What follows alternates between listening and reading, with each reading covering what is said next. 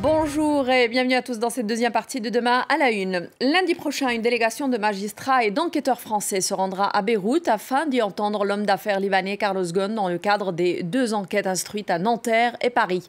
L'ancien magnat de l'automobile vit au Liban depuis fin décembre 2019 après sa fuite hollywoodienne du Japon où il devait être jugé pour malversation financière. Outre les dossiers le concernant au Japon, Carlos Ghosn est aussi visé par plusieurs affaires en France. J'ai le plaisir d'avoir, pour discuter de cette deuxième thématique avec moi, deux de nos correspondantes. Tout d'abord, notre correspondante au Liban, Zeina Antonios, qui nous rejoint depuis Beyrouth. Merci beaucoup, Zeina, d'être avec nous. Et puis, nous avons aussi avec nous depuis Tokyo, Constantin Simon, notre correspondant aussi. Bonjour à vous deux et merci d'être avec nous. Alors, Zeina, je vais commencer tout d'abord avec vous. L'ancien PDG de Renault-Nissan a été entendu comme témoin le 26 mai déjà par des magistrats français chargés d'enquêter sur la fraude au contrôle anti-pollution chez Renault, ce qui est appelé la Dieselgate. De quoi s'agit-il, sachant que ce n'est pas de ça qu'il s'agira la semaine prochaine? Non, effectivement, la semaine prochaine, il sera interrogé sur deux autres affaires sur lesquelles on aura le temps de revenir. Eh bien, il a été interrogé il y a quelques jours par 6 magistrats français dans le cadre de l'affaire du Dieselgate. C'est un scandale qui remonte à 2015, scandale dans lequel 4 grands constructeurs automobiles, dont Renault, sont soupçonnés d'avoir faussé les contrôles anti-pollution pour les véhicules qui roulent au diesel. Donc c'est une affaire qui remonte à 2015. Bien que Carlos Ghosn ait été soupçonné en 2016 d'être impliqué dans cette affaire, finalement, il a été entendu comme témoin et pas comme une personne qui pourrait être inculpée.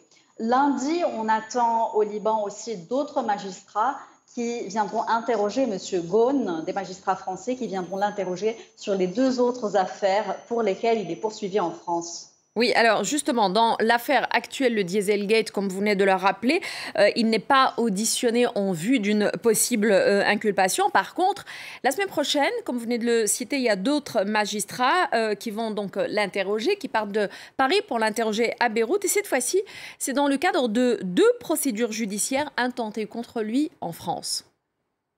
Tout à fait. La première procédure est intentée à Nanterre.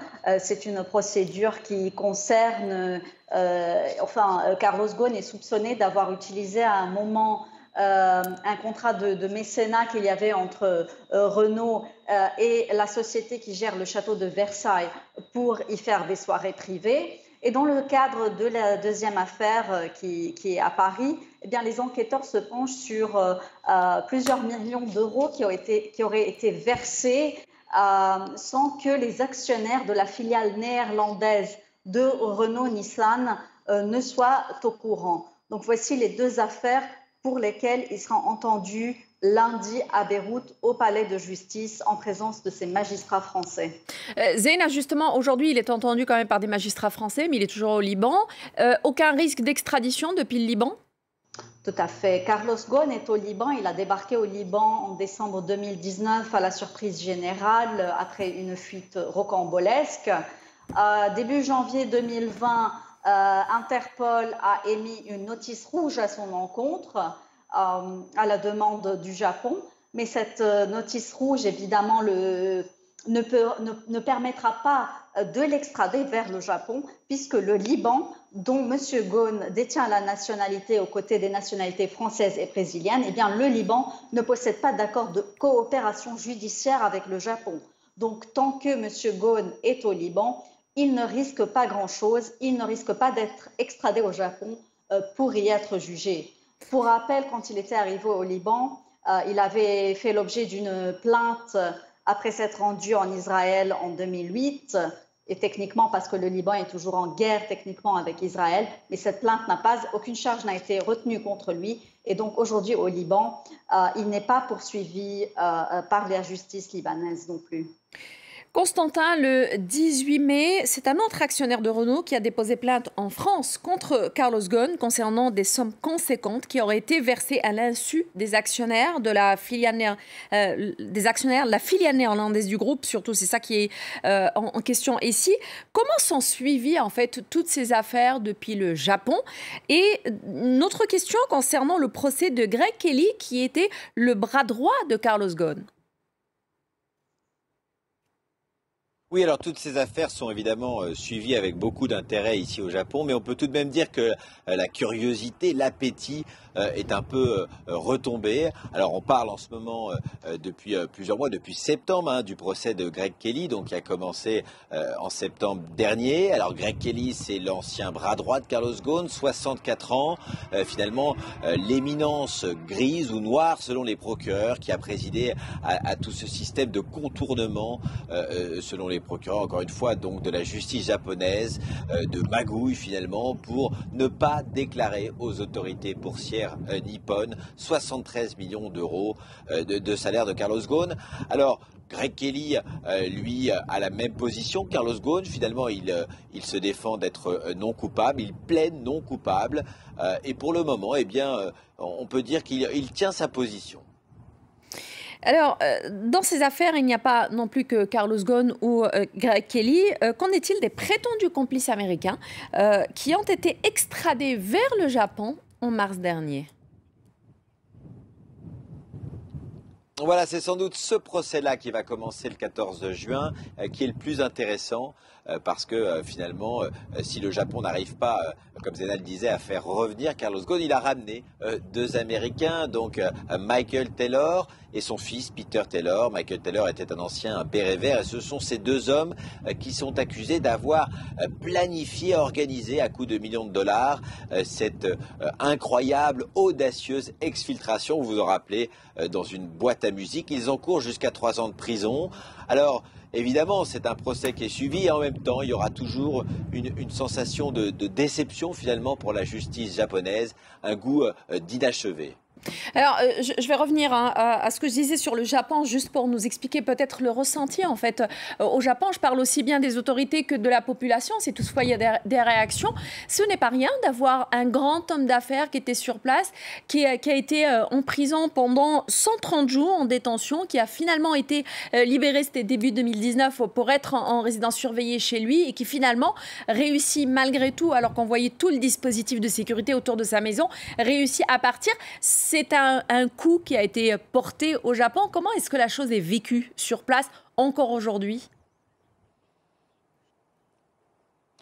On n'en parle plus trop, très sincèrement. Évidemment, à l'époque, c'était un énorme camouflet pour la justice nippone, pour les procureurs qui avaient investi énormément de temps. Il y avait un immeuble entier, c'est un bureau incroyable avec des moyens considérables, le bureau des procureurs de Tokyo. Donc voilà, énorme camouflet. Aujourd'hui, tout simplement, le Japon sent bien qu'il ne peut rien faire. Il n'y a pas de traité d'extradition, Zénal disait. Et donc voilà, finalement, on en parle assez peu. Le Japon sera toujours un peu déçu de ne pas réussir à juger Carlos Ghosn et à faire toute la lumière sur cette affaire. Zéna, je reviens avec vous. Comme on le disait tout à l'heure, il n'y a pas de traité d'extradition, il n'y a pas de coopération à ce niveau-là, la coopération judiciaire entre le Liban et le Japon. Donc pour le moment, Carlos Ghosn ne craint rien. Mais est-ce qu'on sait à quoi ressemble sa vie aujourd'hui au Liban et comment réagissent les Libanais d'ailleurs? Est-ce que c'est un invité qui est plutôt le bienvenu? C'est quelqu'un qui est tout simplement chez lui? Comment est-ce que c'est vécu aussi dans la rue libanaise? Je dirais un peu comme le disait Constantin, c'est que même aujourd'hui, ce n'est pas seulement le Japon, mais le Liban aussi qui parle de moins en moins de Carlos Ghosn. Au Liban, on peut comprendre ce désintérêt par le fait que le Liban traverse une très grave crise économique, sociale, sanitaire et qu'il y a tellement de sujets par rapport à toutes les pénuries auxquelles nous sommes confrontés qui prend le dessus dans les médias. Sinon, après, pour ce qui est de la vie de M. Ghosn, même si on ne parle plus trop de lui dans les médias, il continue de susciter quelque part l'intérêt des Libanais, puisque les deux ouvrages qu'il avait récemment sortis, un ouvrage avec son épouse et un autre ouvrage aussi avec un autre auteur dans lesquels il revient sur son expérience, eh bien ces ouvrages, par exemple, ils sont en tête des ventes en librairie au Liban. Carlos Ghosn, quand il est revenu au Liban, beaucoup de gens l'ont accueilli ils ont dit qu'il était le bienvenu, que c'est son pays au final. Et puis, il ne faut pas oublier que Carlos Ghosn, c'est un peu, dans l'imaginaire des Libanais, c'est un peu la success story. C'est ce modèle libanais de l'immigré libanais qui est parti à l'étranger, qui a fait fortune, qui a occupé de grands postes et qui revient au Liban. Et donc, oui, il y a eu beaucoup de gens qui le soutenaient. Qui considérait qu'il était rentré chez lui. Et aujourd'hui, il est loin des lumières et de la scène publique. Il a fait quelques petites apparitions ça et là. À un moment, il a été, par exemple, parrainé des cours à l'université pour aider les futurs entrepreneurs, etc. Mais il sort très peu. Mais il poursuit une vie normale dans son domicile au cœur de Beyrouth. Mais il se fait rare en termes d'apparition publique. En tout cas, dans les interviews qu'il avait faites, il reprochait à la France de l'avoir lâché. Oui, tout à fait. Il reprochait à la France de l'avoir lâché. Ça explique peut-être aussi pourquoi il s'est réfugié au Liban. Évidemment, il devait savoir à la base qu'il n'y avait pas d'accord d'extradition avec le Japon. Mais bien sûr, il est aussi poursuivi pour différentes affaires en France. Il n'est pas poursuivi au Liban, donc ça lui facilite aussi les choses. Il a trouvé un peu, si vous voulez, refuge au Liban, son pays d'origine. Voilà, chez lui, entouré de son épouse et de sa famille. Il est un peu le retour aux sources, si vous voulez, pour lui. Merci beaucoup, Zeina Antonios, pour toutes ces explications. Merci d'avoir été avec nous depuis Beyrouth et merci à Constantin Simon qui était aussi avec nous depuis Tokyo.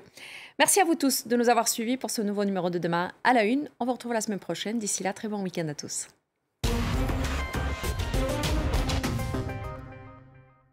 Le Monde dans tous ses états, c'est le magazine de géopolitique de France Info et de France 24. Et tous les 15 jours, nous vous donnons rendez-vous pour décrypter la situation d'un pays au cœur de l'actualité. Avec l'expertise de nos invités, de nos correspondants, mais aussi avec nos envoyés spéciaux sur le terrain. Le Monde dans tous ses états, c'est sur France Info et France 24.